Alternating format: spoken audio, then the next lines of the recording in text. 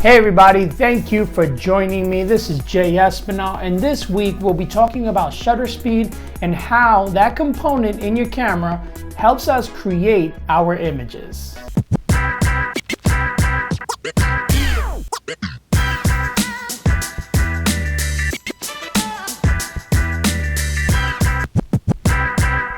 Now, as I mentioned in my aperture video, you can check that out right here. ISO, shutter speed, and f-stop are the cornerstones of exposure.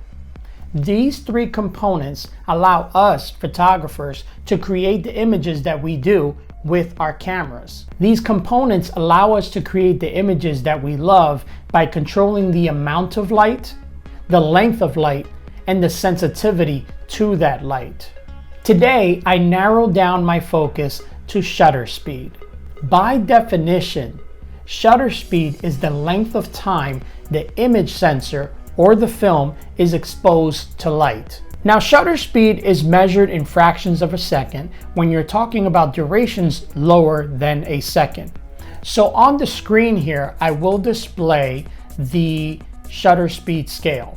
So I'll start out with 1 second here, and I'll go all the way up to about 4 thousandths of a second. Now, 4 thousandths of a second is very, very fast, whereas 1 second in photography is a very long amount of time. Now, some of you guys may be wondering, what does shutter speed look like in camera? What is it that it actually, what is it that's actually happening? So when you click the shutter release on your camera, what you're essentially doing is allowing the mirror to flip up, and the curtain shutter that's underneath will open up and allow a picture to be exposed, or a picture to be taken by exposing the sensor to light. When that is complete, the mirror will come back down and the shutter curtain will go back till its original place.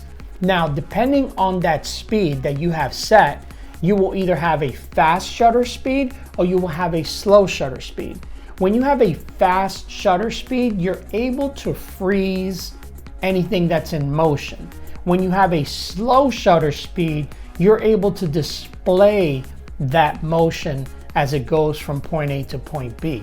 It is totally up to you and an artistic expression, and you make that decision when you want to either freeze motion or when you want to show and display that motion.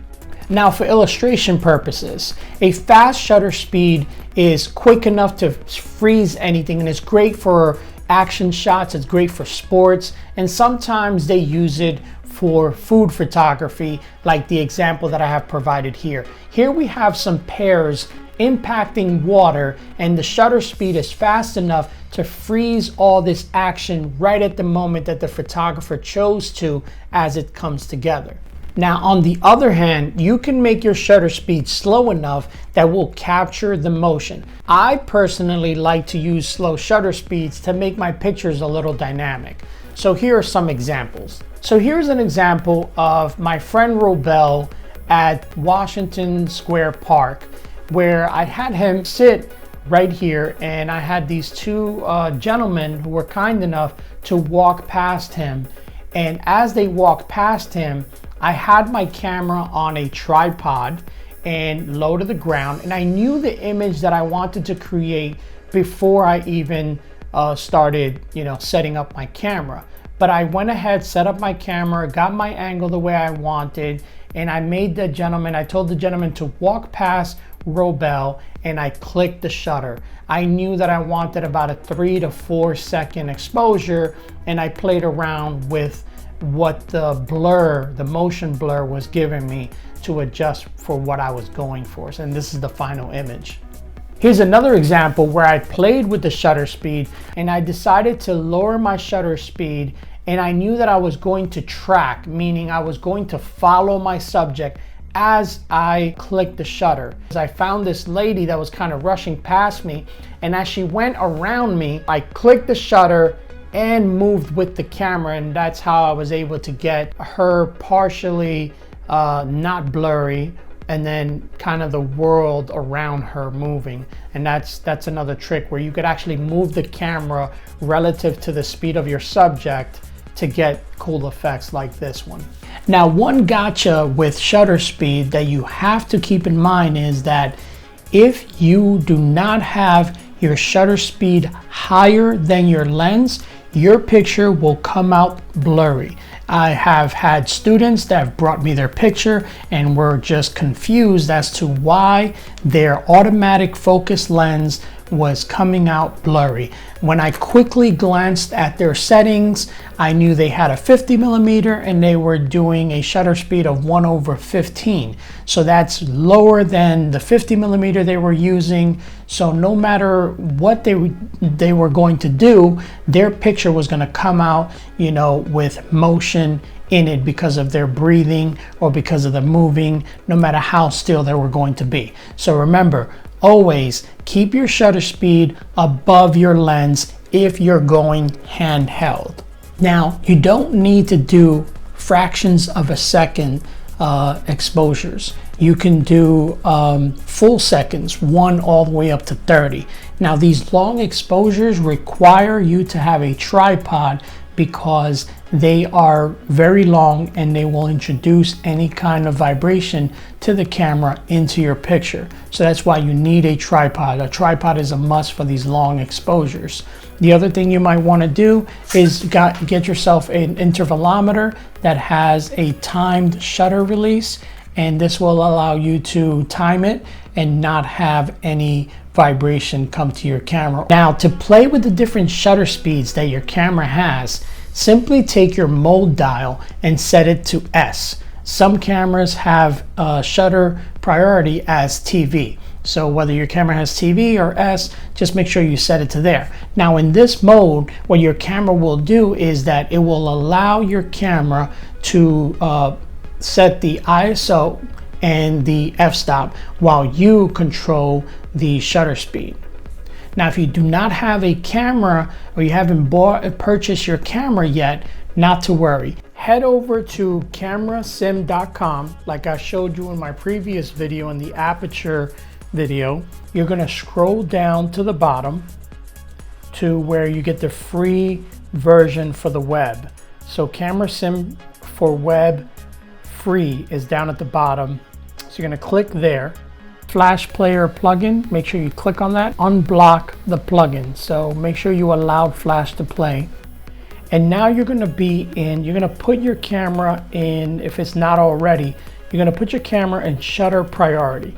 You're going to leave all the settings exactly the way they are, and you're going to want to move the shutter speed.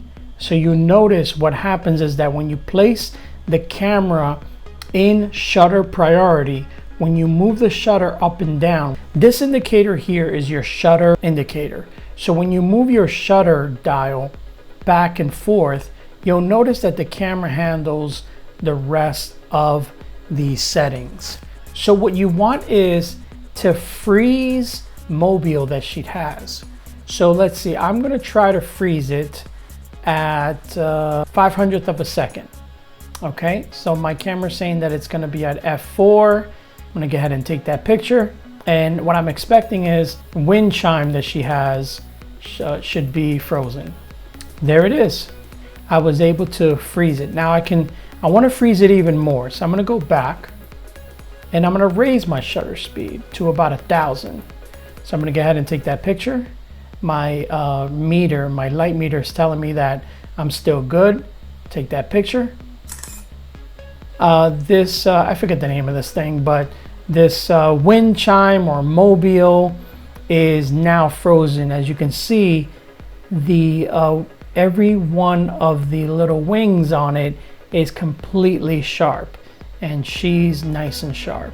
So now I'm going to go in the opposite direction. I'm going to go back, and I actually want it to be pretty blurry. So I'm going to take the shutter, right? I'm in shutter priority. I'm going to take my shutter from 1/1000 and I'm going to bring it down. Now careful here. I do not want to go below my 43mm lens. So I'm going to go to, let's say 50. And let's see what that gives me. I'm going to hit the shutter.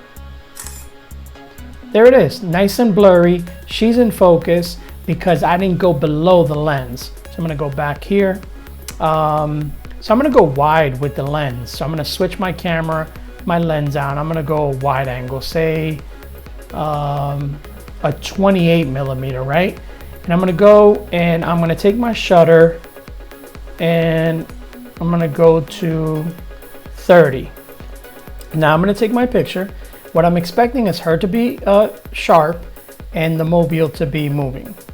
Now I'm in the safe zone because I am above my lens millimeter. So I'm gonna go ahead and click this. And there we are, okay? So there you are, folks. If you don't have a camera and you wanna play with shutter priority, you can definitely do it with Camera Sim. And again, as I mentioned before, once you run out of your 15 pictures that you can take, just go ahead and reload the website and you will be able to take another 15 and continue practicing. So that's all for me this week. I hope you guys found this entertaining and brought some value to you. In the meantime, make sure you leave me a comment down below, hit the bell for notifications, subscribe if you haven't already, and I will see you guys next week. Till then, keep shooting, y'all. Pro tip, I'll put it right up here. The link will be right here. Today we'll be